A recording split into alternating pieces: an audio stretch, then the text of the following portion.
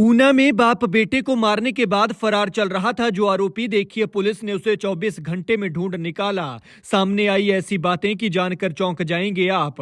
उसने 315 बोर की दोनाली बंदूक से बाप बेटे पर फायर किया था। देशदीप उर्फ दीपू नाम का वो आरोपी पहले ऊना में था। जमीन के लिए परिवार वालों की लड़ाई हुई तो घर की तरफ भाग खड़ा हुआ।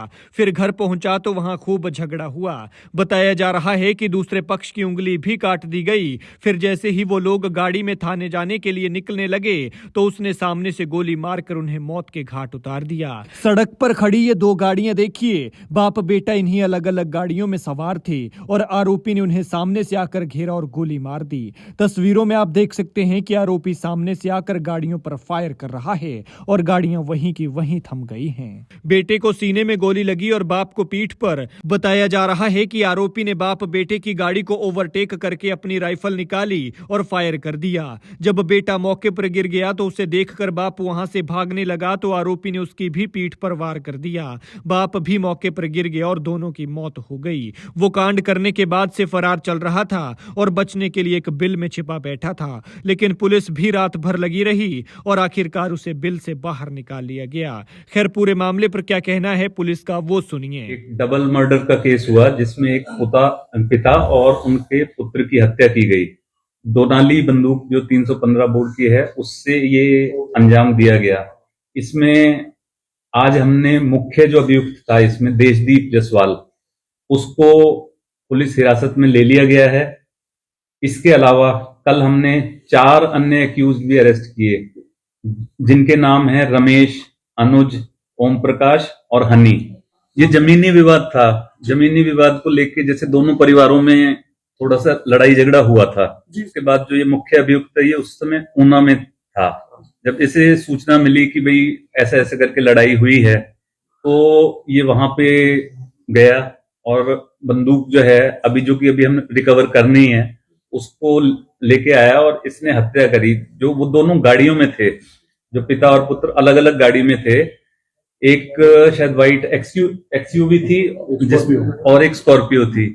जो उनका बेटा है वो एक्सयूवी में था। पहले इसने एक्सयूवी पे फायर किया, फिर वहीं पे वो जो चालक सीट पे बैठा हुआ था जो पुत्र है उसकी हत्या करी।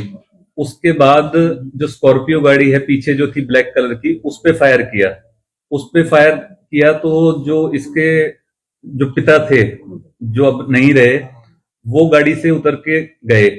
फिर इसने फायर किया और फिर उनको भी गोली मारी जिससे कि उनकी भी डेथ हो गई। इसमें जो पहले जो था ना इनका इतने लेवल पे विवाद नहीं आया था कि भाई इतनी ज्यादा वो लड़ाई हो, लेकिन ये कल ही एकदम हुआ जब इनकी पहले तो नॉर्मल जैसे होते हैं जमीनी विवाद जैसे अक्सर मतलब पाए जाते हैं उस तरह का था।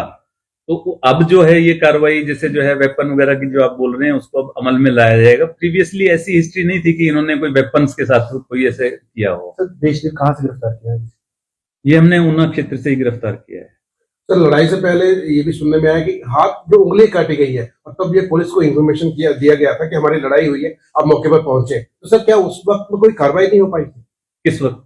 जब ये सर लड़ाई हुई, पहले जो लड़ाई हुई जो जिसमें हाथ काटा गया था। कल ही तो हुई लड़ाई। सर हाथ भी काटा गया ना सर, वो कब काटा गया? वो तो जैसे ही हुआ ना, जैसे लड़ाई हुई उसी समय मतलब जैसे है पुलिस वगैरह भी जैसे मौके पे गई।